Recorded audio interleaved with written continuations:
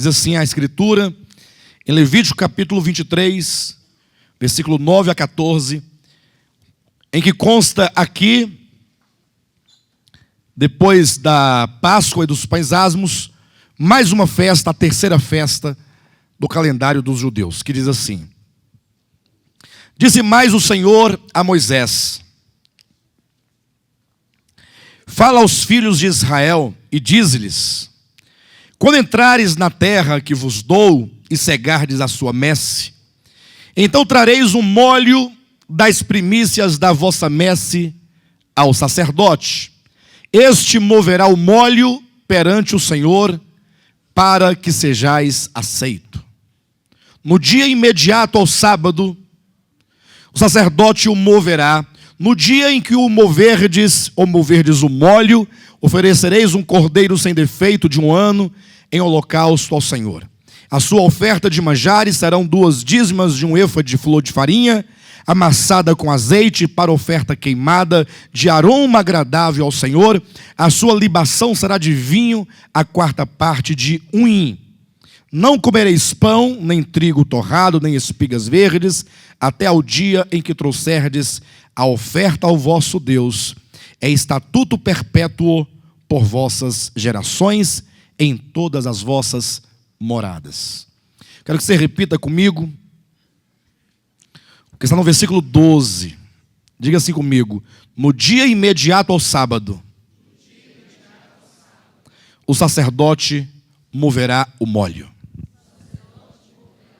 Olha para o seu irmão e diga: no dia imediato ao sábado. Não é na sexta, não é na terça, não é na quarta. É no dia imediato ao sábado.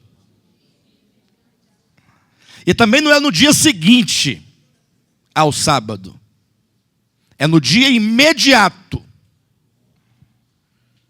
Hã? Os irmãos não sentem nada com isso? Não estão entendendo nada, né? Por enquanto, né? No dia imediato ao sábado, o sacerdote moverá o molho. Glória a Deus. Vamos ler também aqui em 1 Coríntios capítulo 15, 20 a 24, diz assim: Mas de fato, Cristo ressuscitou dentre os mortos, sendo ele as primícias dos que dormem.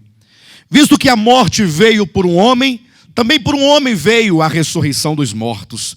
Porque assim como em Adão todos morrem, assim também todos serão vivificados em Cristo. Cada um, porém, na sua própria ordem. Cristo, as primícias. Depois, os que são de Cristo na sua vinda. Então diga comigo assim: Cristo, as primícias. Aí diga assim também: no dia imediato ao sábado, o sacerdote moverá o molho. Cada um na sua ordem. Primeiro Cristo, as primícias. Depois o restante. Tá bom, queridos? Que maravilha. Amados, essa terceira festa de Israel, ela é um prenúncio, é uma profecia, como já bem percebemos aqui em 1 Coríntios capítulo 15. É um prenúncio, a profecia acerca da ressurreição de Cristo. Então observe como que Deus, soberanamente, sabiamente, ao entregar para o povo de Israel, lá no Monte Sinai, lá no deserto, um calendário de festas a serem praticadas pelo povo de Israel, tinha Deus a intenção de ensinar o povo de Israel, por meio, certamente, de um sistema pedagógico, um sistema de ensinamentos rudimentares, elementares, mas que minimamente pudesse levar o povo de Israel a compreender algumas verdades, lógico, não na sua plenitude, não do modo como nós podemos compreender, mas pelo menos eles estariam ali mantendo viva uma verdade revelada por Deus, mesmo que em sombra e figura, no tempo do Antigo Testamento. A primeira festa, a Páscoa, falava da morte de Cristo. Vimos como que os pães asmos fala da humanidade perfeita de Cristo.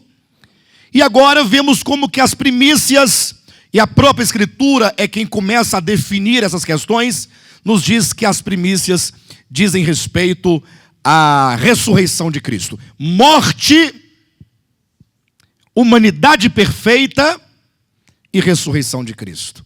Até porque é a questão dos pães ázimos, enquanto os pães sem fermento, enquanto um pão destituído de pecado, ou um pão destituído de qualquer coisa humana, pecaminosa e caída, totalmente puro, que anuncia um homem perfeito que foi Jesus Cristo, enquanto esteve na terra, um homem perfeito no seu andar, um homem perfeito no seu falar, razão por que então Deus o Pai o ressuscitou dentre os mortos. Porque se Cristo tivesse algum pecado, qualquer um que fosse, ele seria um pecador e como tal, ele não poderia ser ressuscitado, mas seria mantido na morte, nesse cativeiro da morte, como todos os pecadores. Afinal é dito que o salário do pecado é a morte. Mas pense comigo por um momento, para que você possa vislumbrar a dimensão da ressurreição de Jesus Cristo.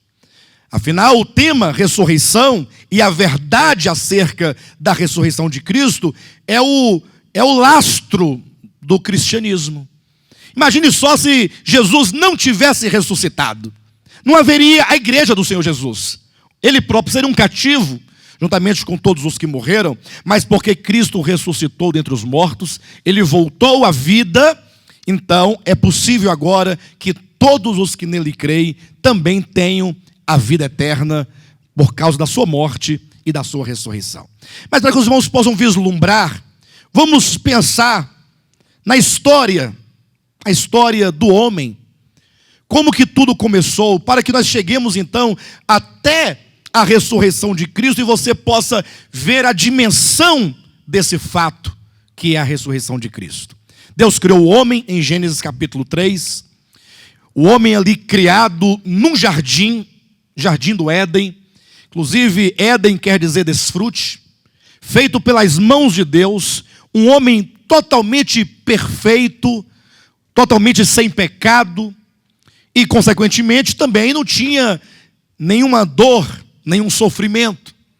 Um homem criado no Éden, aí Deus criou para ele a mulher, agora havia um casal, e agora eles viviam muito bem ali naquele lugar, desfrutando um do outro, desfrutando das frutas do que havia no jardim, da beleza, desfrutando inclusive da presença de Deus.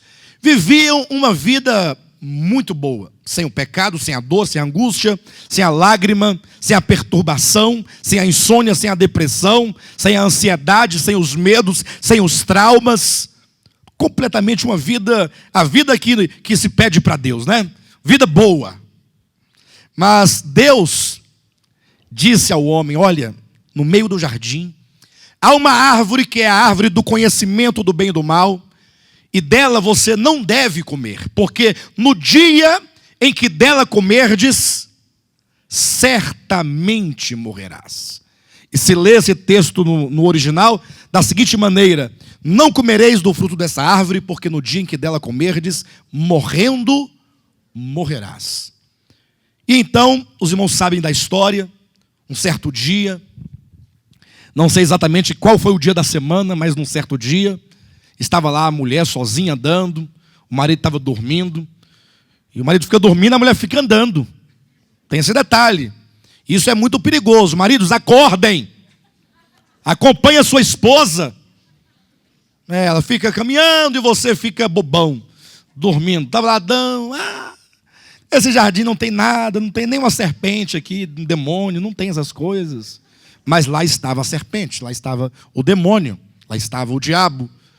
E aí, conversando com a mulher, convenceu-a, e ela então comeu do fruto do conhecimento do bem e do mal, levou a Adão, deu a ele o fruto, e ele mais uma vez, e aqui fica um recado para os maridos, comeu sem nem perguntar, sem falar, sem advertir, sem nada, sem se intrometer, sem intervir, comeu. E diz a Bíblia que Adão não foi enganado. Diz a Bíblia que a mulher foi enganada, mas o homem não foi enganado. 1 Timóteo, capítulo 2, versículo 9. Está por ali. Ou seja, a mulher ao comer foi enganada. O homem sabia, viu o que ela tinha feito e falou assim: vou junto nesse barco com você. E entrou nesse barco e deu no que deu. Os irmãos sabem muito bem que quando Deus então chegou ao jardim, lá já estava o homem, já estava corrompido, já estava, sofrendo as deformações no espírito, na alma e no corpo, consequentes do pecado. E agora então a sentença de morte já tinha sido lançada. Todos agora, em Adão, passaram a morrer. Porque por um só homem entrou o pecado no mundo, e pelo pecado a morte, e assim a morte passou a todos os homens, porque todos pecaram. E aí começa uma história de tristezas, de angústias, uma história de medos, de traumas, de pecado, separação de Deus, uma história de tragédias. Quando se lê o livro ali do Gênesis, logo você percebe: Caim mata Abel. E aquilo tudo era muito novo, mas a maldade já no coração do homem, e agora o homem chega a matar o outro e derramar o sangue, e Adão e Eva já perdem ali o seu filho, e já vem a dor da perda, já vem a angústia de ver o seu filho assassinado, e ver que o seu outro irmão foi quem o assassinou. E aí começa uma história, vem Lameque, aí começa ali já culturalmente falando a bigamia, e ele já mata alguém também, e já começa a vir a vingança, e a ameaça, e o medo. E aí você vem discorrendo a Escritura, e você percebe que toda a história da humanidade é a história de um homem com medo da morte, lutando para sobreviver, lutando para se livrar, lutando para se guardar. A morte é o inimigo maior do homem. Diz a Bíblia que quando a morte for eliminada, porque a morte é o último inimigo a ser vencido. Imagina só que os homens agora têm a morte por ser o maior inimigo. Mas a morte, como eu costumo dizer, é fatal, é inevitável. Todos passam. Todo dia morrem pessoas, mas ninguém está acostumado com a morte. Já pensou que a pessoa não acostuma com a morte? Já percebeu isso? Todo dia não morre gente? Da sua família, da minha, do outro, do vizinho, do lado, no Brasil, no mundo e todo. Só que, embora seja algo mais natural, porque ocorre constantemente, ninguém se acostuma com ela. A Bíblia diz que a morte é o maior inimigo do homem. Entretanto, Deus nos deixou uma promessa. Estava lá o homem antes de ser expulso do jardim, e Deus disse: olha, da mulher nascerá um que vai esmagar a cabeça da serpente. Ou seja, que vai tratar com o problema que entrou no universo. Porque a serpente, que é o diabo, que entrou na história humana e ali contaminou o homem, perverteu o homem, e introduziu o pecado e a morte, Deus falou assim: eu mandarei o Messias, o prometido, o Cristo, para tratar com o problema do pecado, para tratar com o problema do diabo, sobretudo para tratar com o problema da morte. Então veja que desde o princípio, Deus já anuncia a sua promessa de que é Ele que vai resolver o problema do maligno. Não é o homem, é o próprio Deus. Até que então, isso foi sendo passado de um para o outro, de geração para geração. Eu acredito que Adão e Eva, muitas vezes estando ali com seus filhos, com Caim, Abel, os meninos crescendo, pequenininho, 3, 4, 5 aninhos, e eles conversavam ali em torno de uma fogueira, quem sabe. Olha, aí contava a história da criação, deve ter contado a história da queda. Eu fico imaginando os meninos ouvindo, ali apreensivo, ouvindo a história da queda, a história de um jardim, e então falando para eles também essa promessa: olha, mais um dia, Deus vai enviar o descendente da mulher que vai resolver o problema do pecado, o problema de Satanás, o problema da morte. E agora vai passando de geração a geração, entramos na história do povo de Israel, e agora com maior firmeza, né, maior sistemática, a mensagem do Messias agora também é pregada. O povo de Israel se torna um povo que são como os guardiães, né, dos oráculos de Deus, aqueles que aguardam pelo Messias todos os dias, todas as semanas, todos os anos, com os sacrifícios, com as festas que eles faziam, se anunciava um dia Deus vai enviar a solução. Ele vai enviar o Messias, ele vai enviar o Cristo para nos redimir do cativeiro do pecado, da culpa e da morte. Deus vai enviar. Imagine, queridos, agora, cada geração do povo de Israel, passando um por um, e aquela mensagem sendo passada como um fio condutor, ininterrupto, passando, e o povo aguardava, esperava. A Bíblia fala inclusive de um tal Simeão, que por ocasião do nascimento de Jesus, ele entrou no templo, e lá ele pegou o menino, diz a Bíblia, quando ele viu, ele então recebeu uma revelação do Espírito Santo, até porque o Espírito Santo já lhe havia revelado, dizendo o seguinte, que ele não morreria, Simeão não morreria, sem antes ver a salvação de Deus. Quando ele pegou o menininho, Jesus nas mãos, que o Espírito Santo falou assim, é ele o Salvador, este é o Redentor.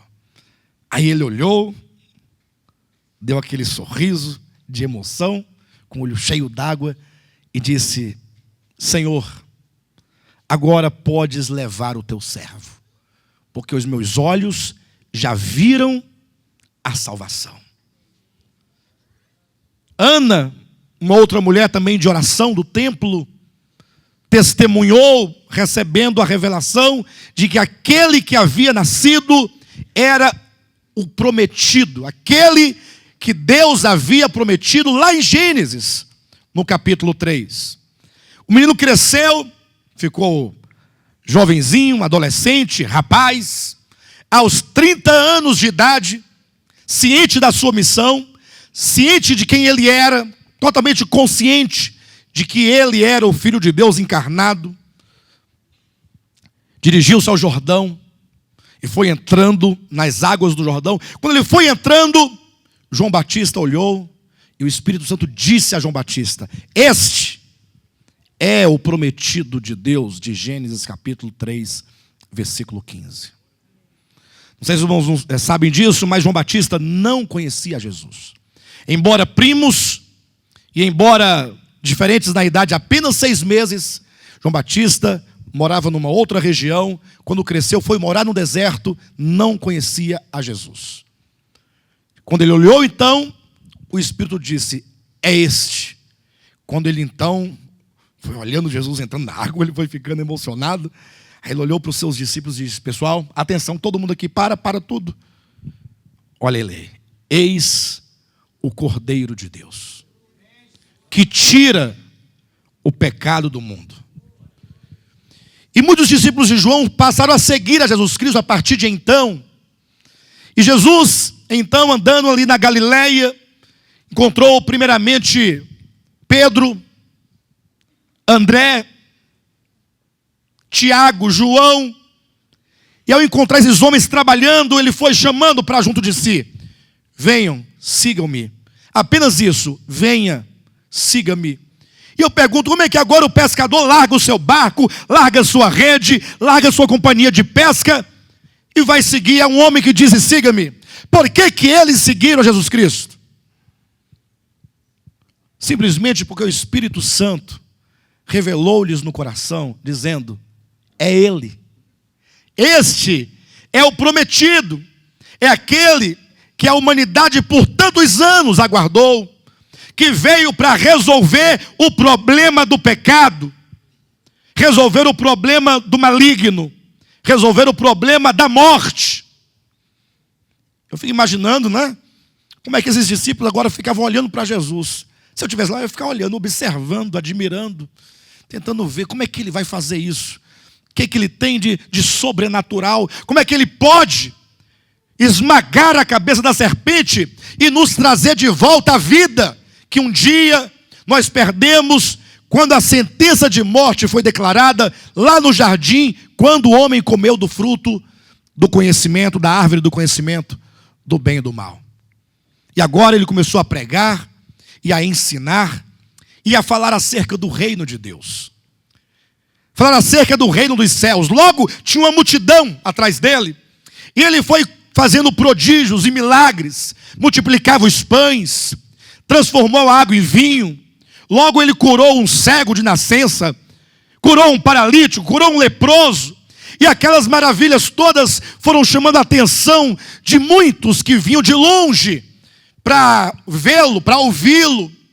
E foi criando um ódio na religião judaica, nos judeus religiosos, ali se sentindo ameaçado, pensando, se esse homem ganhar todo mundo, onde vai ficar o nosso prestígio, a nossa glória, a nossa autoridade? Logo ele começou a ser perseguido pelas autoridades religiosas. Um dia Jesus Cristo ia entrando numa cidade, na cidade de Naim, e então ele ia entrando e quando vinha saindo, ali um grupo de pessoas levando um morto, disse que era o filho único de uma viúva. E Jesus, olhando para aquela viúva, sentiu-lhe o sofrimento, a angústia. E então ele mandou parar e ressuscitou o homem, e diz a Escritura, e devolveu-o à sua mãe. Não ressuscitou para dizer, vem comigo para poder aumentar aqui o meu grupo. Não.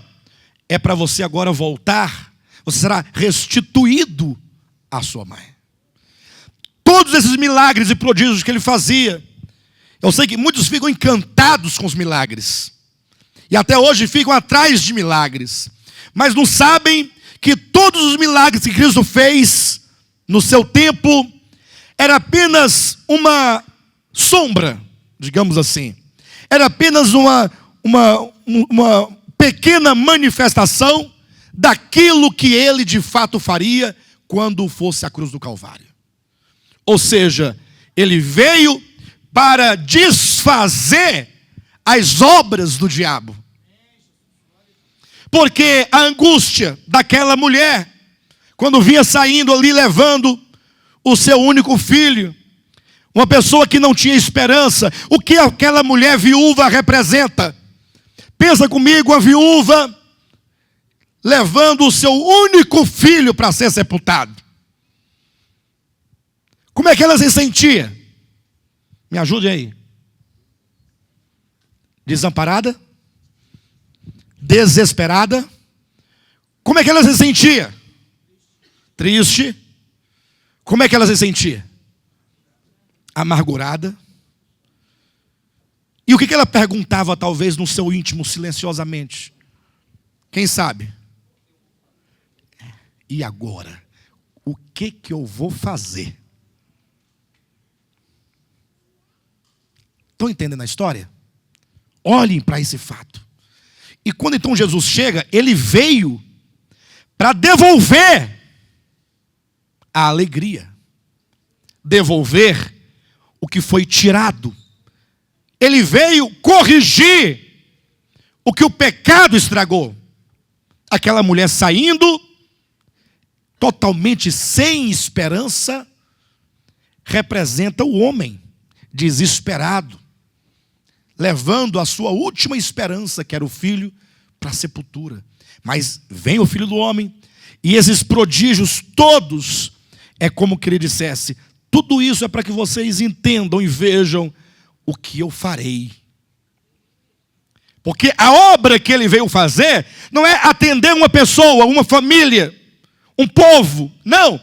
É para resolver o problema do mundo, do universo, o problema de toda a humanidade. E agora então os discípulos estavam em torno dele, cheios de esperança. Olha, cada dia que amanhecia, olha, deve ser hoje. Hoje ele vai se declarar como o Messias, né? Ele vai dizer para todos, eu sou o enviado, E a primeira coisa que ele vai fazer é montar logo um exército, cada um com a espada, porque se o imperador romano, se Roma quiser nos enfrentar, nós temos nosso exército. E aí ele vai colocar logo o trono de Davi, ali em Jerusalém, vai se assentar e o reino de Deus vai começar aqui, com a gente. E eles se sentiam, portanto, privilegiados, por estarem vivendo o momento do reino.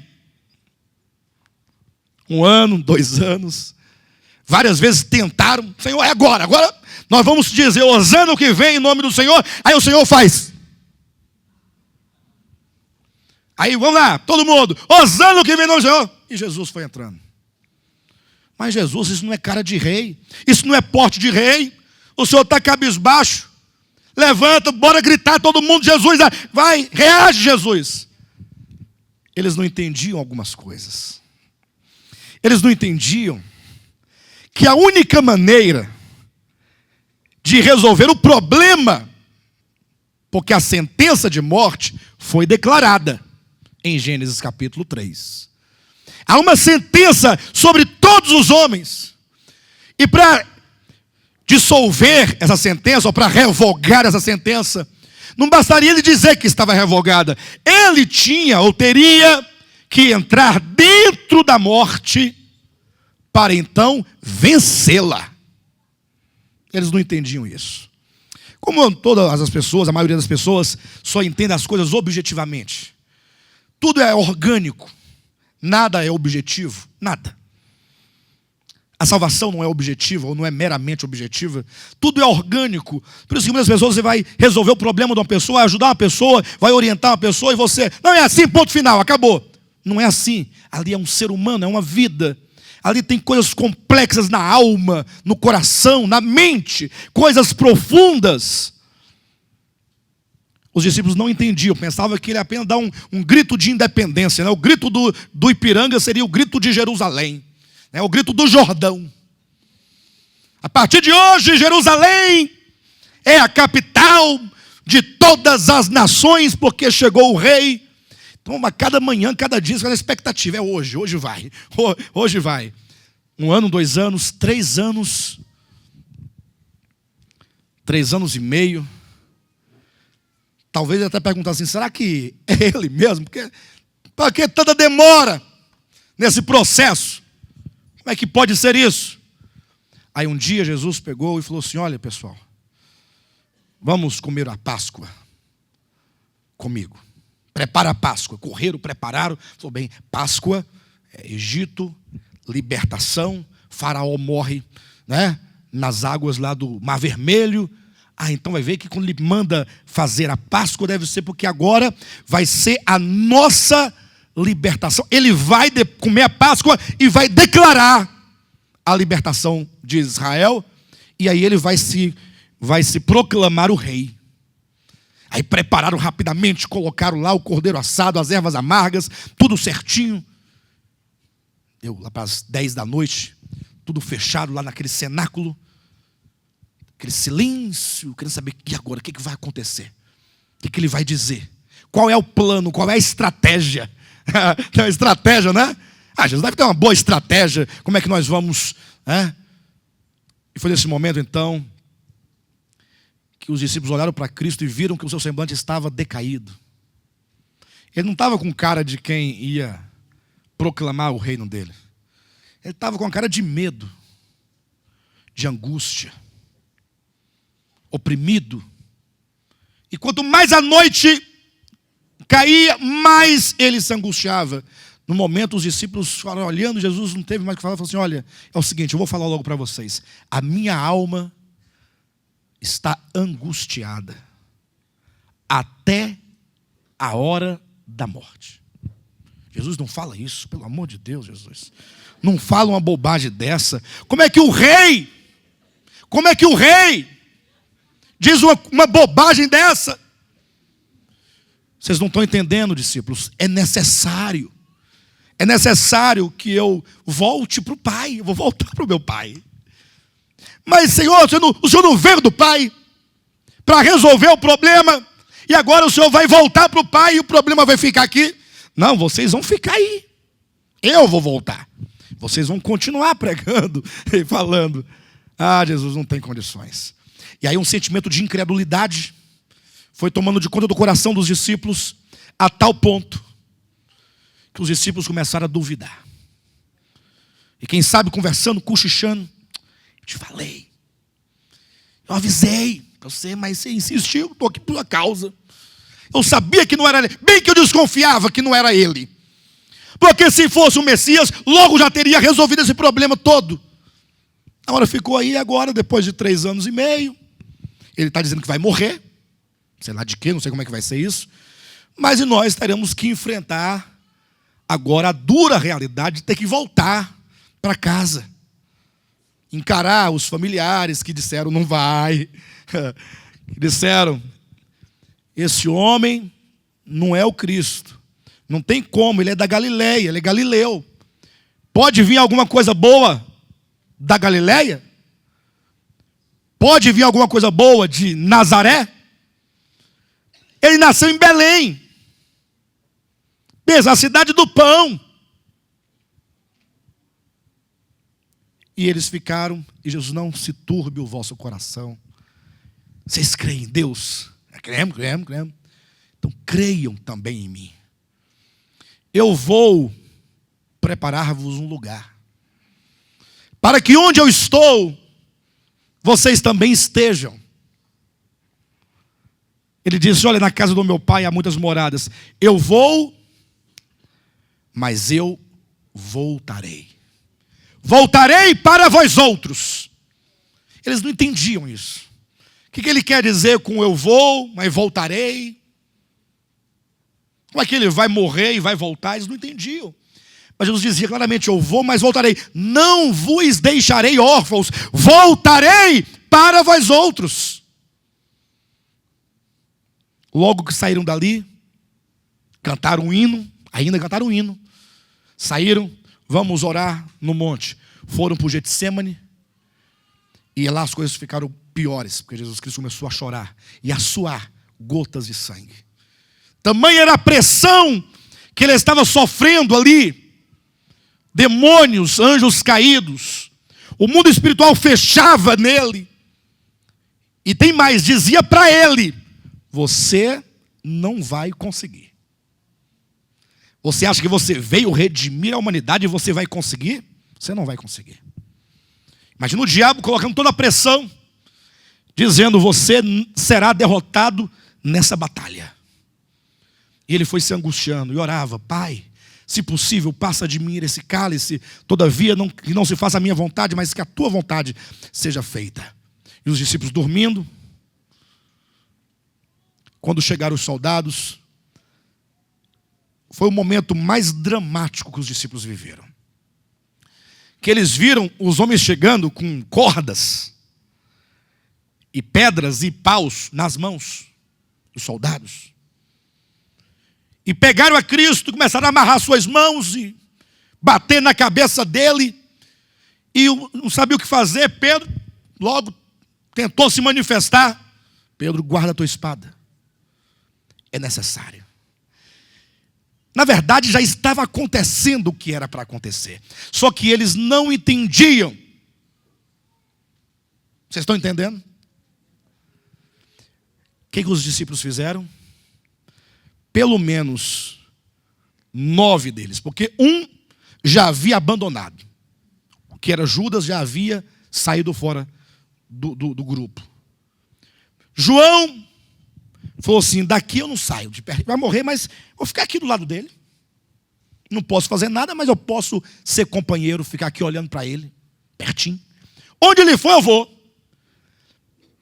9 fugiram com medo de morrerem também.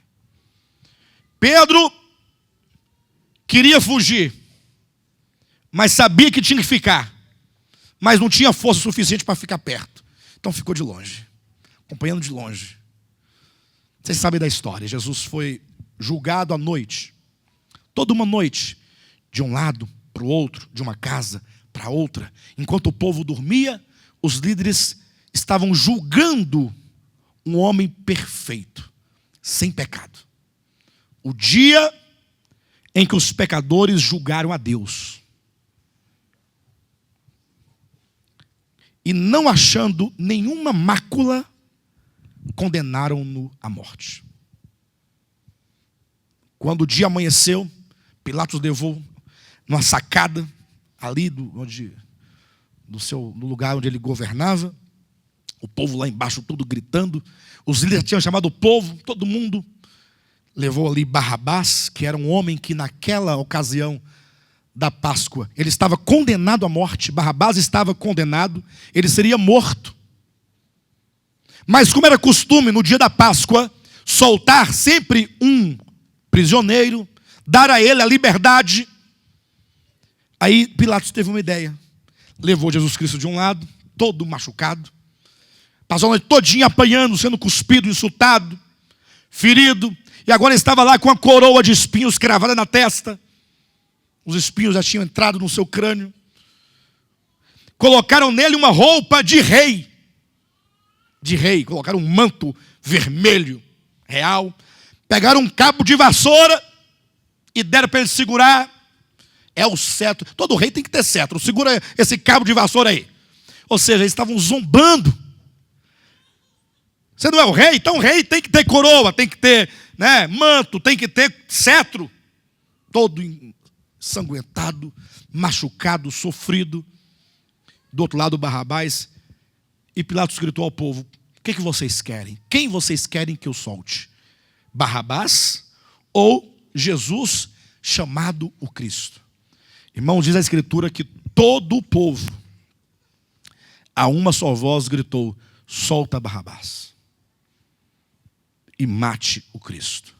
E aí começou todo o processo da crucificação. Pegaram a cruz que era de Barrabás, jogaram sobre ele, e ele foi saindo agora de Jerusalém, levando Pedro de longe, e diz a Bíblia, João e algumas Marias, dentre elas a mãe de Jesus, ao pé da cruz, ao pé, à sombra da cruz. Os outros 9 já tinham fugido. Pedro estava desesperado nessa hora, chorando, lá no Getsêmani.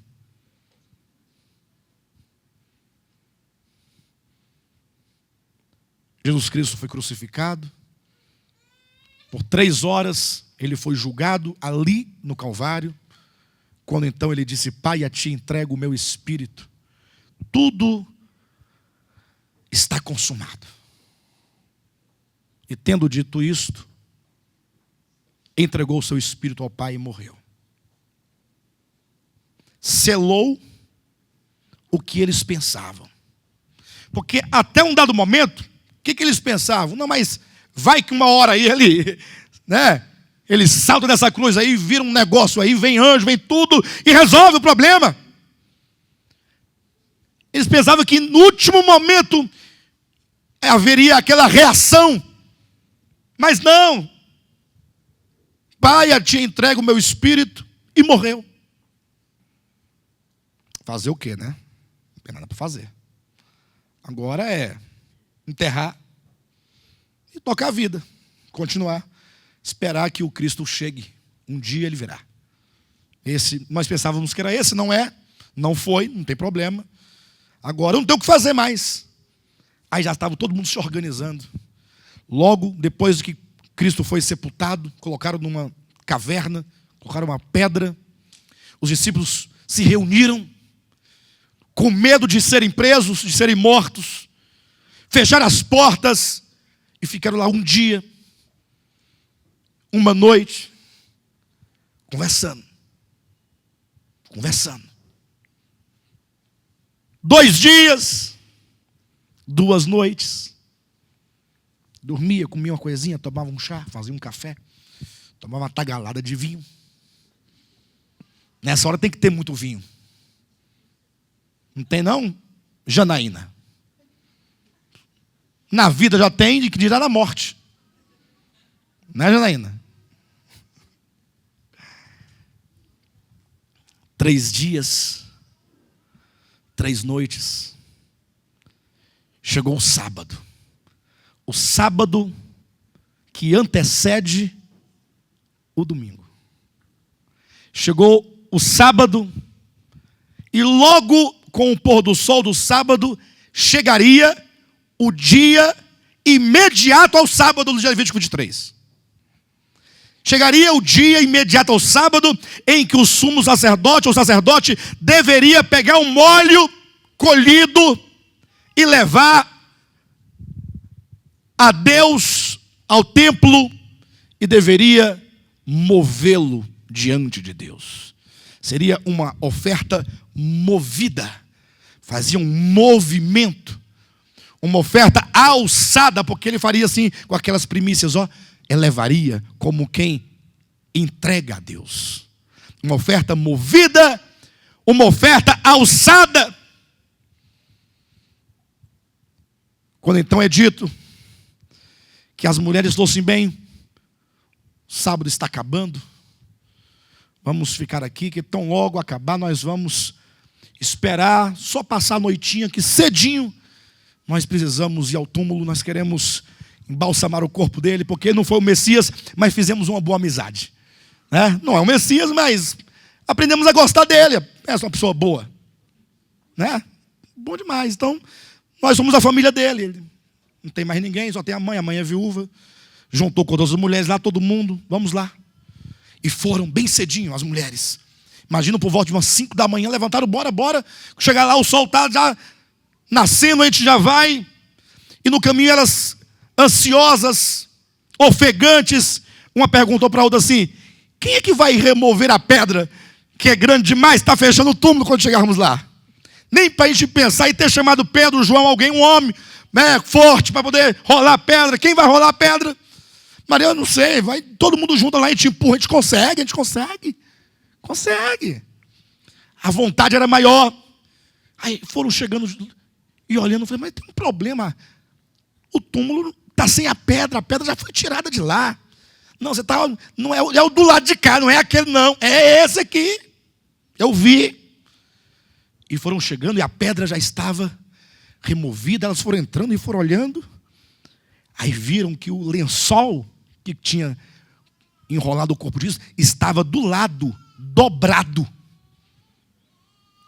A pessoa tinha pego o lençol e tinha dobrado certinho e colocou num cantinho.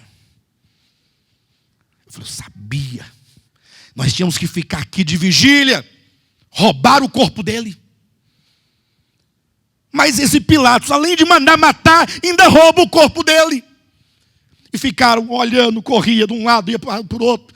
Rodeava o túmulo, olhava. Alguém tem que orientar, o que aconteceu? Levaram para onde? Aí Maria, que era mais Maria Madalena, hein? Foi entrando no profundo da caverna. Quem sabe não esteja. Aí ela viu 2 varões. E perguntou a ela: por que choras? Não, porque levaram o meu Senhor e eu não sei onde o colocaram. E eles responderam: por que tu procuras entre os mortos aquele que vive? Só que ela estava sofrendo tanto, e o sofrimento e as lágrimas embaçam o entendimento. E ela, sem entender, achando que aquele que estava ali fosse um jardineiro, alguém, uma coisa. E aí ele olhou direitinho e ele disse: Maria. E ela reconheceu a voz dele. Era a voz de Jesus. E agora Jesus estava diante dela, ressuscitado. Ela pulou, irmãos, agarrou-lhe aos pés e segurou. E falou: daqui agora, nunca mais o senhor sai. Nunca mais. E Jesus falou: não me detenhas, porque Maria, hoje é o dia imediato ao sábado. O que tem a ver, Jesus, agora que você está aqui vivo? Eu vou te largar? Maria, eu preciso ir ao Pai e me apresentar ao Pai como uma oferta ao Pai, como as primícias, como molho, para que seja o meu sacrifício aceito por Ele. Aí Maria entendeu: não, então se é assim, tudo bem. Maria agora vai e diga aos meus discípulos e a Pedro que eu estou indo me encontrar com eles lá na Galileia. Que eles se reúnem e me aguardem, que eu vou ter com eles, eu quero dizer algumas coisas para eles, dar algumas instruções concernente ao meu reino. Aí ela foi, desesperada, correndo, maravilha, Jesus está vivo, pessoal, e está vivo. Fica quieta, mulher, você está doida. Eu estou te falando, essa Maria não tem juízo. Ela tinha 7 demônios antes. Jesus disse que tirou, mas vai ver que voltaram, porque Jesus morreu, porque vai dizer que ele está vivo. Todo mundo viu ele morrendo, todo mundo viu. Foi sepultado, agora Jesus está vivo. E tem mais, ele falou para vocês ficarem reunidos na Galileia, que ele vai aparecer para todos vocês lá. E Jesus então, queridos, naquele dia imediato ao sábado, ele ascendeu aos céus. Eu sei que muitos entendem a ascensão de Cristo somente em Atos capítulo 1, versículo 11.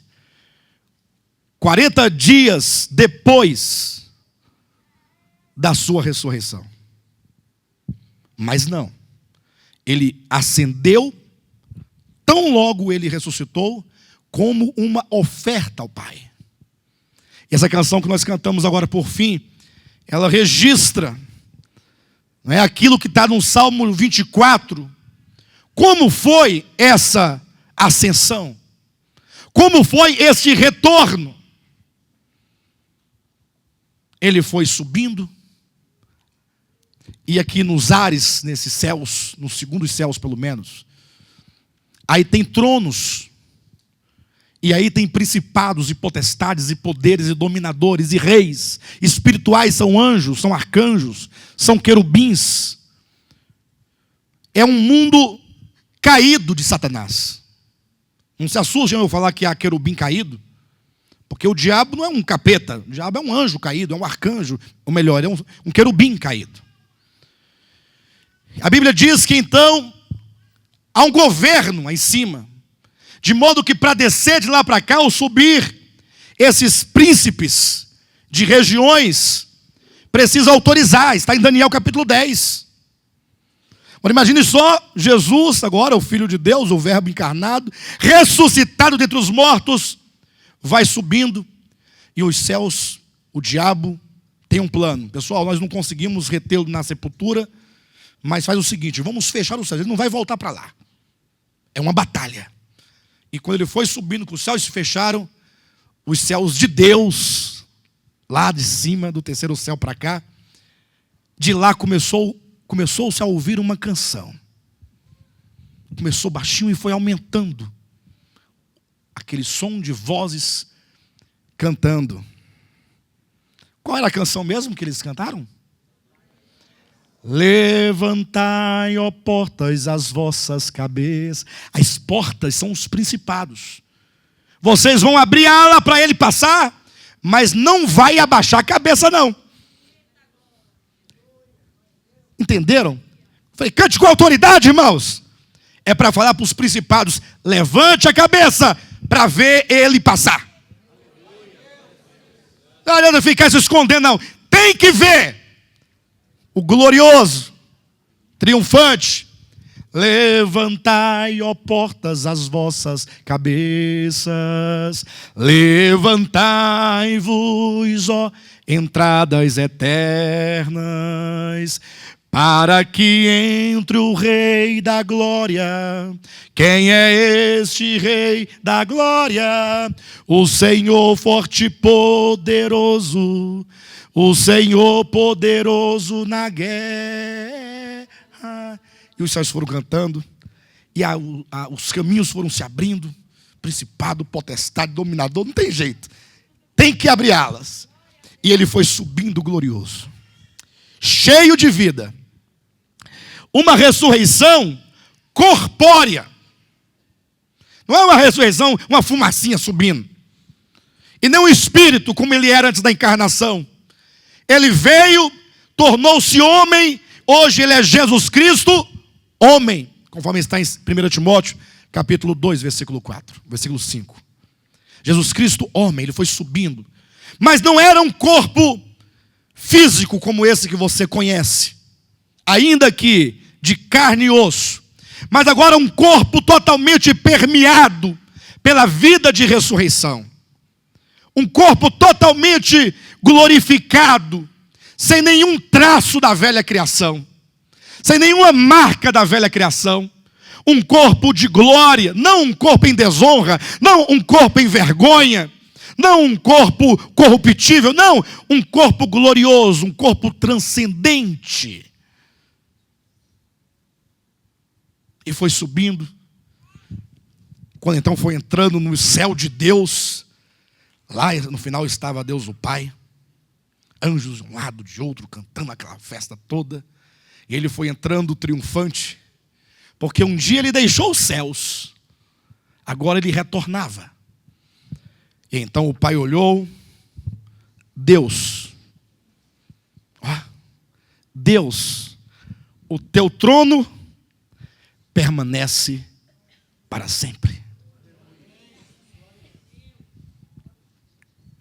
Ele foi apresentado e o Pai falou assim: muito bem, filho, você cumpriu a missão.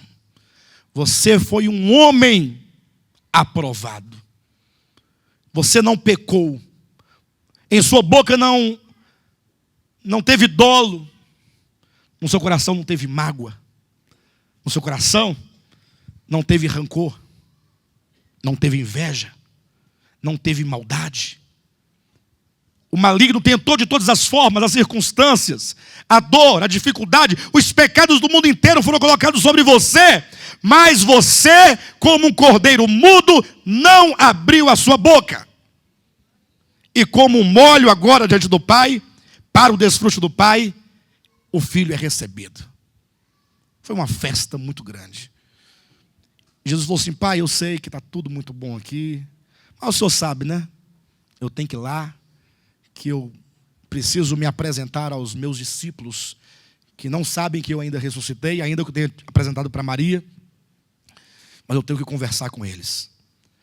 Aí diz a Escritura, queridos, que a ressurreição foi ao pôr do sol, do sábado para o domingo. As mulheres foram bem cedinho, no nascer do sol, ao sepulcro, e agora 2 discípulos de Cristo estavam voltando para casa.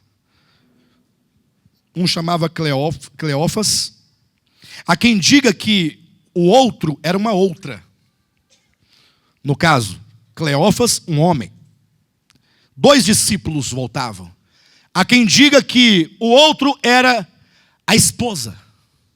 É como se um casal tivesse seguido a Cristo, e agora que ele morreu, que ele foi sepultado, que foi apenas um engano, voltava o casal para sua casa.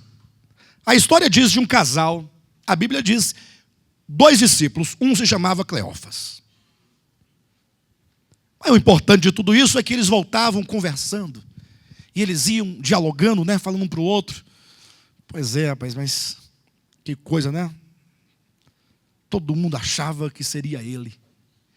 De repente, vai se aproximando um forasteiro e vai apertando os passos para ouvir a conversa. Eles olham para o estranho, e o estranho pergunta: o que vocês estão conversando aí? Nós estamos conversando o quê? Você não sabe? Você é o único aqui que, estando em Jerusalém, não sabe das últimas, porque todo mundo só fala disso. De quem que está falando, rapaz? De Jesus, um varão aprovado por Deus, em palavras e obras, fez milagres, prodígios. Nós achávamos que ele fosse o Messias. Nós esperávamos que fosse ele quem iria redimir Israel, plantar o reino, mas já é o 3º dia desde que tudo aconteceu. Se bem que algumas mulheres falaram que eu havia visto ressuscitado, mas quando a mulher fala, você não pode dar muita atenção, né? A mulher falou, você desconfia logo: será que não está com algum problema, alguma coisa? Os fios estão desencapados lá dentro. Mas você sabe, né? Disseram que viram ele, mas ninguém acredita nisso não. Bobagem. Estamos para nós, estamos voltando para casa agora, porque nós moramos em Emaús, a 12 quilômetros de Jerusalém. Vamos retomar nossa vida. Não é nada mais do que justo retomar a vida. E aí, aquele estranho para eles, até então estranho, diz: mas vem cá, vocês estão tristes à toa. Mas por que à toa? Ele morreu. E nós tínhamos esperança. E você fala, estamos chorando à toa. Eu falei, mas vocês não se lembram lá de Gênesis capítulo 3:15? Não, o que diz lá? Que da mulher nasceria um que haveria de esmagar a cabeça da serpente? Também não é. Por nós pensávamos que era ele, o descendente, mas ele morreu, não é. Mas vocês também nunca leram, pessoal. Vocês dois, aí são Cleófas. Você não leu Isaías 53? O que diz lá? Que ele foi traspassado pelas nossas iniquidades, o castigo que nos traz a paz estava sobre ele, e pelas suas pisaduras fomos sarados. Eu já vi mesmo essa passagem, já vi mesmo. Mas fala de quê? Fala dele. E foi mostrando texto por texto. Em dado momento eu vou assim, vocês lembram de Zacarias? O que diz lá? Ferirá o pastor e as ovelhas ficarão dispersas. Vocês estão dispersos. O pastor foi ferido. E ele foi citando, a começar de Moisés, discorrendo por todos os profetas, demonstrando tantas profecias que falavam da sua morte. Chegando na frente da casa de Cleófas, o sol já estava declinando, já estava morrendo, o ocaso do sol.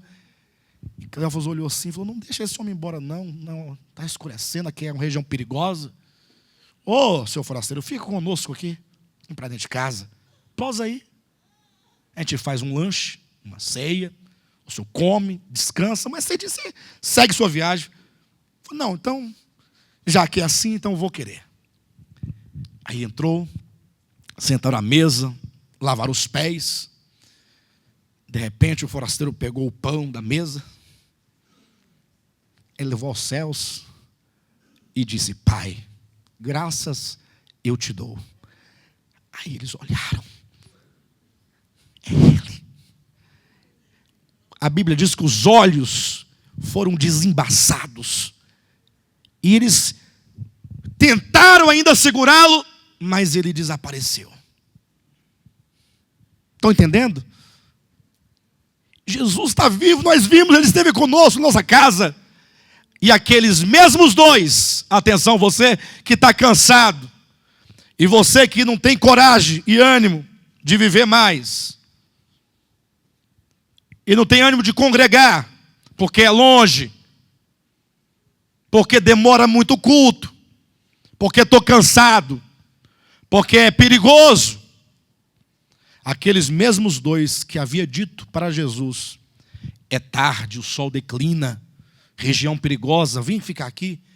Os mesmos dois foram tomados de uma profunda alegria, tão grande alegria, regozijo, que eles voltaram para Jerusalém na mesma hora.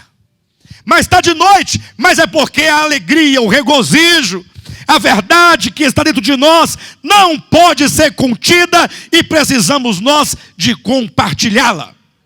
Aí voltaram pelo caminho, agora alegres, chegaram gritando, o povo, discípulo, o que foi? Vocês não vão adivinhar, vocês não vão acreditar. O que foi que aconteceu? Aí contou a história toda. Estávamos nós a caminho de Emaús, quando aproximou-se um viajante, se aproximou de nós, e nós perguntamos para ele se ele era o único que não sabia das últimas coisas que tinham acontecido em Jerusalém, e fomos contando, e ele começou a citar os textos da Escritura. Ele começou em Gênesis, foi para Êxodo, Números, Levítico, Deuteronômio, Josué, Juízes, e foi passando pelos Salmos, pelos livros dos profetas menores, os maiores. Enquanto ele falava, o nosso coração ardia. A gente não entendia nada, mas sabia que tinha uma coisa boa dentro de nós. E aí ele entrou em nossa casa, e ele deu graças, abençoou o pão. Quando nós abrimos os olhos, era Jesus Cristo, vivo, ressuscitado, na nossa mesa conosco. Mas ele desapareceu. Aí nós viemos contar a novidade. Mas vocês estão malucos. Não é possível. Quando fala não é possível, quem aparece? Jesus Cristo. Pai seja convosco. Os discípulos olharam. É ele mesmo. É ele. Bem que eu falei para Tomé não faltar o culto. Tomé não veio para o culto, para a reunião. Ele apareceu. Aí pegaram nele, conversaram, comeram pão com Jesus ali. Jesus falou o seguinte: olha, agora vocês vão entender todo o processo. Vão entender o porquê da minha morte, o porquê da minha ressurreição. Vocês vão dar continuidade. Vão e preguem o evangelho a toda criatura. Preguem, deixem esse evangelho chegar até o Brasil. E chegar até Brasília, Distrito Federal. A Aparecida de Goiânia também. Digam para as pessoas que eu morri, crucificado pelos pecados de todas elas. Diga que eu morri uma morte vicária, uma morte substitutiva, uma morte redentiva. Diga que pelo meu sangue, quem crer em mim será salvo. Porque eu sou as primícias dos homens, o primeiro homem colhido, erguido, consagrado e entregue ao Pai. Diga isso.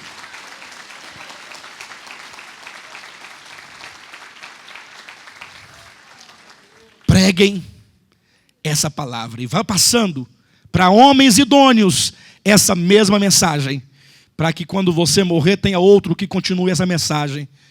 E foi passando de um para o outro, foi passando, e hoje está conosco aqui. E está conosco também, porque há outros também pregando. E nós vamos morrer, essa morte física, se o Senhor não voltar nos nossos dias, e os nossos filhos vão continuar a pregar essa mensagem. Os seus filhos. Vai providenciando um, viu? Já tem uma mocinha, agora um rapazinho, para poder virar pastor. Viu, Vladimir? E pregar. Onde estiverem, diga que eu, Jesus, homem, fui o primeiro a entrar na glória. As primícias. Todos os que creem, ainda que morra essa morte física, um dia também há de ressuscitar. A ressurreição de Cristo é a garantia da ressurreição para a glória eterna de todo aquele que crê. De modo que nós seremos glorificados como Ele foi. E se cumprirá o que está em Filipenses capítulo 3, versículo 21. Nós todos vamos receber um corpo semelhante ao corpo de Jesus Cristo ressuscitado. Aí Paulo faz a correção no nosso entendimento. Não mais um corpo de vergonha. Porque esse corpo seu é uma vergonha. Não é não? Você não concorda, Janaína, comigo? Que é uma vergonha? Você não viu lá? Aquela mulher lá, não sei de onde, lá do Big Brother, não sei, da fazenda, algum lugar. Não estava satisfeita com o corpo. Falou, coloca esse trem dentro. Aí foi colocando nas pernas. Quase morreu. Para falar só o seguinte. A beleza é mera ilusão. Ela não existe. É mentira. Como é que é mentira se eu estou vendo? Amanhã ela desaparecerá.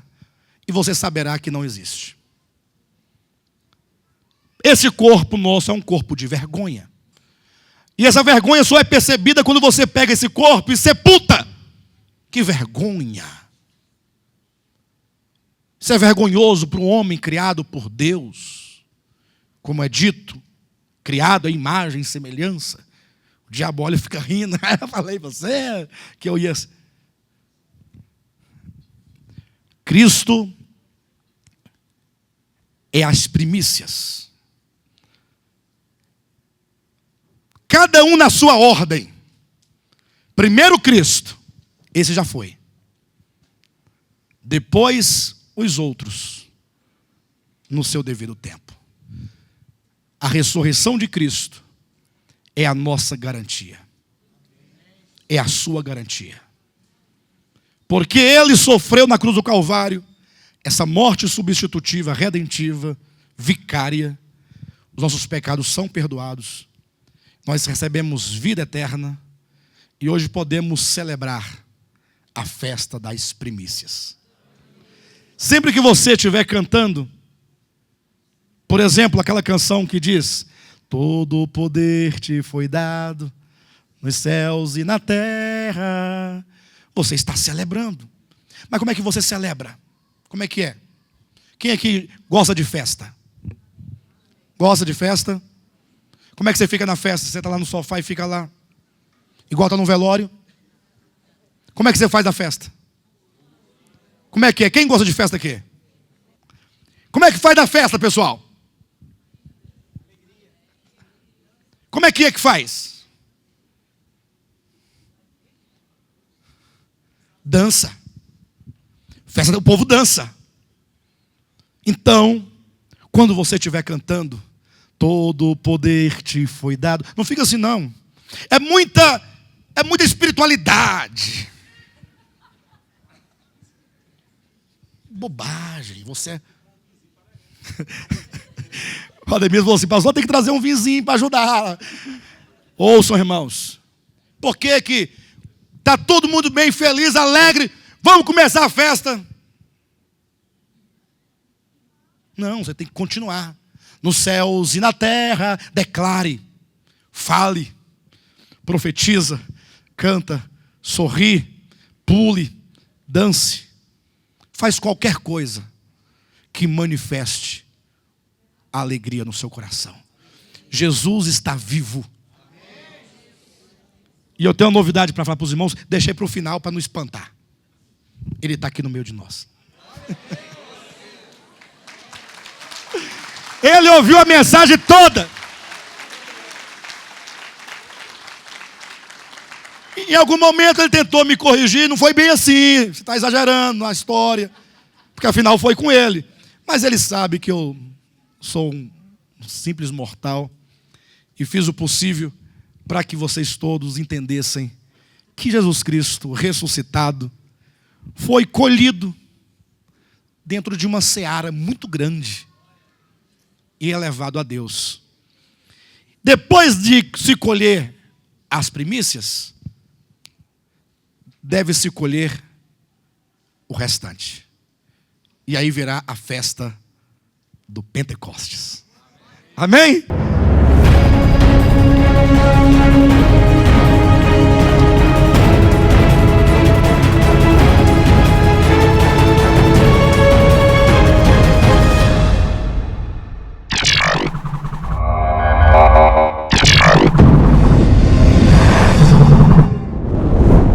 Ooh.